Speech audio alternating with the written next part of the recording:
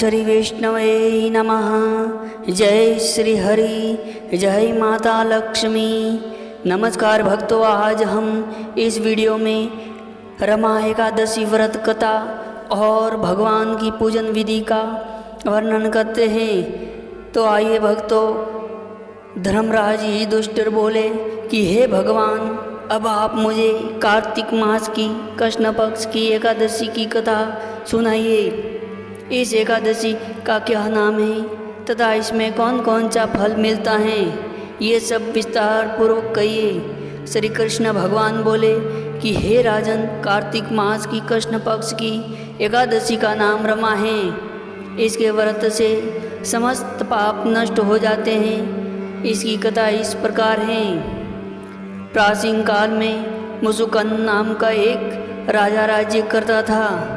उसके इंद्र, वरुण, कुबेर, विभीषण आदि मित्र थे। वह सत्यवादी तथा विष्णु भक्त था। उसका राज्य बिल्कुल निष्कंटक था। उसके एक उत्तम चंद्रभागा नाम की लड़की उत्पन्न हुई। उसने उस लड़की का विवाह राजा चंद्रसेन के पुत्र शाभन के साथ किया। एक समय जब वह अपनी ससुराल में थी तो एक एकादशी आई। चंद्रभागा सोचने लगी कि अब एकादशी समीप ही आ गई है, परंतु मेरा पति अत्यंत कमज़ोर है, इसलिए वह व्रत नहीं कर सकता। परंतु मेरे पिता की कठिन आज्ञा है कि जब दशमी आई तब राज्य में ढिंढोरा पिटा। तो उसको सुनकर शोभन अपनी पत्नी के पास गया और बोला कि हे प्रिय, तुम मुझे कुछ उपाय बताओ, क्योंकि मैं व्रत करूँगा तो मैं अवश्य ही मर जाऊँगा। इस पर चंद्रभागा बोली, हे प्राणनाथ, मेरे पिताजी के राज्य में एकादशी के दिन कोई भी भोजन नहीं कर सकता। यहाँ तक कि हाथी, घोड़ा, ऊँट, पशु आदि भी तृण, अन्न, जल नहीं ग्रहण करते। फिर यहाँ मनुष्य कैसे भोजन कर सकते हैं? यदि आप भोजन करना चाहते हैं तो दूसरे स्थान को चले जाइए, क्योंकि यदि आप इसी स्थान पर रहोगे तो आपको व्रत अवश्य ही करना पड़ेगा। उस पर शोभन बोला कि हे प्रिय, तुम्हारा कहना बिल्कुल सत्य है। अब मैं व्रत अवश्य ही करूँगा। भाग्य में जो लिखा है वह होके रहेगा। ऐसा विचार करके उसने एकादशी का व्रत किया और भूख और प्यास से अत्यंत पीड़ित होने लगा। सूर्य भगवान भी अस्त हो गए और जागरण के लिए रात्रि हुई।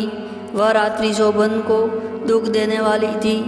दूसरे दिन प्राप्त से पूर्वक ही शोभन इस संसार से चल बसा। राजा ने उसके मृत शरीर को दहन करा दिया और चंद्रभागा अपने पति की आज्ञा अनुसार अग्नि में दहन न हुई, परंतु पिता के घर में रहना ही उत्तम समझा। रमा एकादशी के प्रभाव से शोभन को मंद्राचल पर्वत पर धन धान्य से युक्त तथा शत्रु रहित एक उत्तम नगर प्राप्त हुआ। उसके महल में रत्न तथा स्वर्ण के खंभे लगे हुए थे। वहाँ पर वह स्वर्ण तथा मणियों से सिंहासन पर सुंदर वस्त्र तथा आभूषणों से युक्त बैठा हुआ था। आभूषणों से युक्त गंधर्व तथा अप्सरा उसकी स्तुति कर रहे थे। उसी समय राजा शोभन दूसरा इंद्र प्रतीत हो रहा था। एक समय मुसुकन नगर में रहने वाला एक सोम शर्मा नाम का ब्राह्मण तीर्थ यात्रा के लिए निकला। उसने घूमते घूमते उसको देखा। वह ब्राह्मण उसको अपने घर राजा का जमाई जानकर उसके निकट गया।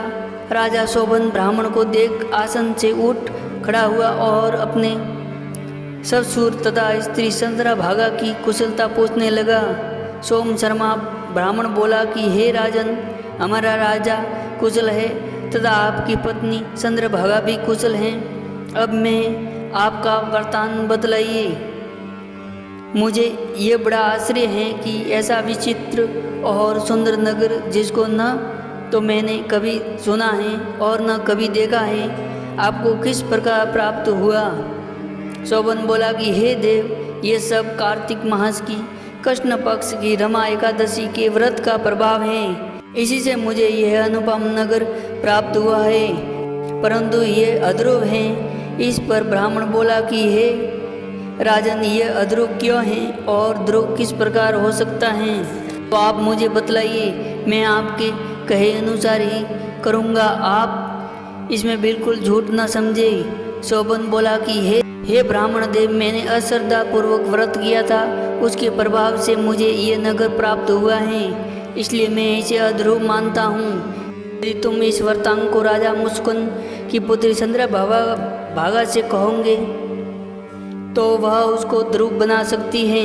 ब्राह्मण ने वहाँ आकर चंद्रभागा से समस्त वार्तांत कहा। इस पर राजकन्या चंद्रभागा बोली कि हे ब्राह्मण देव, आप क्या वह सब वार्तांत प्रत्यक्ष देख कर आए हैं या अपना स्वापन कह रहे हैं। इस पर ब्राह्मण बोला कि हे पुत्री, मैंने तेरे पति शोभन तथा उसके नगर को प्रत्यक्ष देखा है, परंतु वह नगर अध्रुव है। तू कोई ऐसा उपाय कर जिससे वह ध्रुव हो जाए।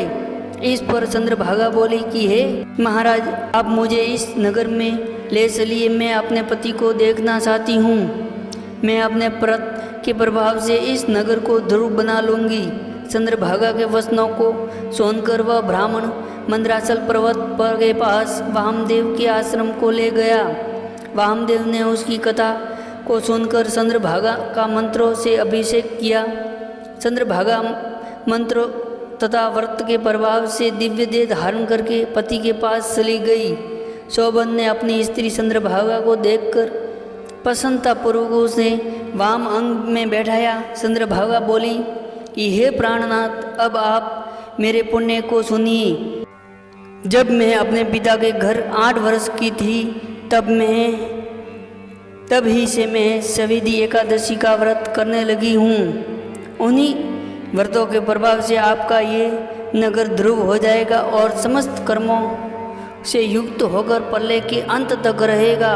चंद्रभागा दिव्य रूप धारण कर तथा दिव्य वस्त्रों से अलंकार सजकर अपने पति के साथ आनंद पूर्वक रहने लगी और शोभन उसके साथ आनंद पूर्वक रहने लगा। हे राजन, यह मैंने रमा एकादशी का महत्व कहा है। जो मनुष्य रमा एकादशी के व्रत को करते हैं, उनके समस्त ब्रह्म हत्या आदि के पाप नष्ट हो जाते हैं। जो मनुष्य रमा एकादशी का महत्व सुनते हैं, वह अंत समय में विष्णु लोक को जाते हैं। जय श्री हरि, जय माता लक्ष्मी।